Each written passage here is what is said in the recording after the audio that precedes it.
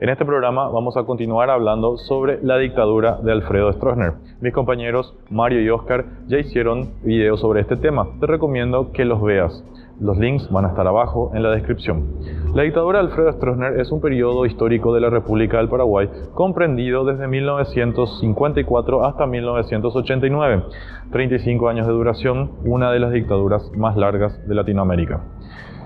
Una dictadura es un sistema de gobierno en donde los poderes del Estado se concentran en una sola persona, grupo de personas o partido político, en donde los derechos individuales y las garantías constitucionales se ven suprimidas y expresar tus ideas libremente puede resultar muy caro.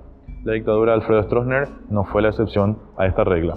Pero antes de continuar, me gustaría dividir el tópico de Alfredo Stroessner en tres ejes principales. El número 1, el eje político. El número 2, el eje económico. Y el número 3, los mitos de la dictadura de Alfredo Stroessner.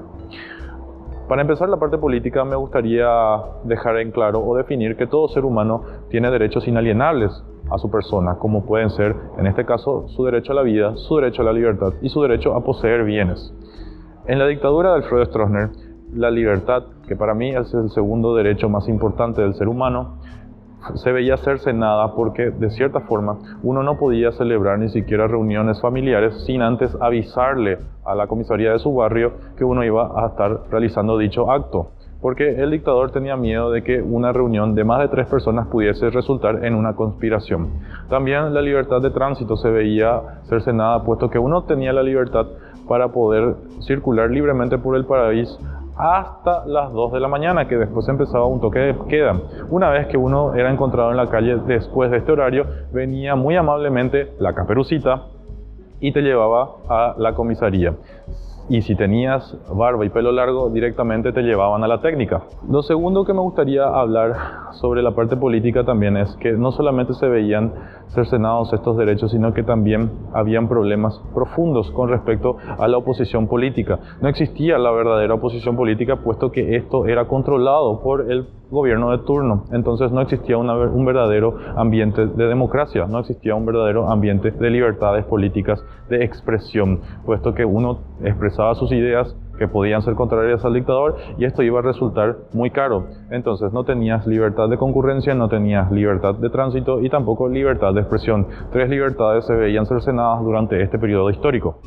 En lo económico, me gustaría también decir que si bien Alfredo Stroessner tuvo que encontrar una economía bastante mala cuando asume el gobierno, cuando asume el poder, si bien él sanea un poco la economía, él sanea la economía de cierta forma para no darle libertad de mercado.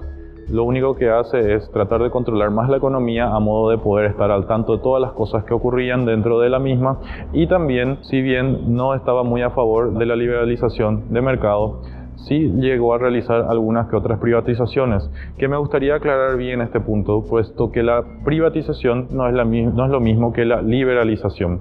En una privatización lo que nosotros tenemos es que por el simple antojo de un grupo político, o en este caso el político gobernante de turno, se le es concedido una cuota de mercado para explotar bienes y servicios a una sola empresa. Esta empresa no llega a tener esta enorme cuota de mercado por una eficiencia y eficacia. Por el simple beneficio del gobierno, esta empresa lo hace no siendo eficaz ni siendo eficiente, simplemente por favores políticos. Entonces, no nos queda más que pensar que esta empresa no es ni eficaz ni eficiente.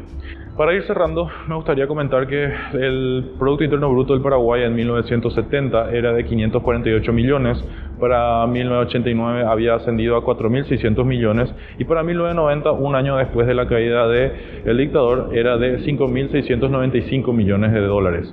Si hacemos una pequeña progresión desde 1970 hasta 1989, tendríamos que hubo un aumento de más o menos el 44% anual. Y si hacemos ese mismo cálculo desde 1989 al 90, tenemos más o menos un 125% del aumento del Producto Interno Bruto. Si bien no es la única forma de poder medir la riqueza de un país, es una de las formas en las que todos acordamos que podemos hacerlo. Entonces, estamos hablando de que se va el dictador, se abre un poco el mercado, se sacan un poco los proteccionismos de mercado que teníamos y de esa forma aumenta nuestra economía o crece la producción. Eso es simplemente para terminar la parte económica. Para ir finalizando el tema, los 3 mitos que me gustaría tocar son: antes había mucha seguridad, Stroessner hizo muchas obras, y el que más me gusta es: vos no podés hablar porque vos no viviste en ese periodo de la historia. Si bien antes había seguridad, eso simplemente era porque no existía la libertad de concurrencia y tampoco la libertad de tránsito. Pasabas las dos y directamente la caperucita te llevaba a la comisaría. No se podía caminar por más de las 2 de la mañana por cualquier parte. No podías reunirte sin antes avisar a la comisaría de turno. Entonces era fácil mantener la seguridad cuando estaba todo aspecto del individuo bajo control del Estado. Stroessner hizo muchas obras, solamente hizo muchas obras durante sus primeros 10 años de mandato.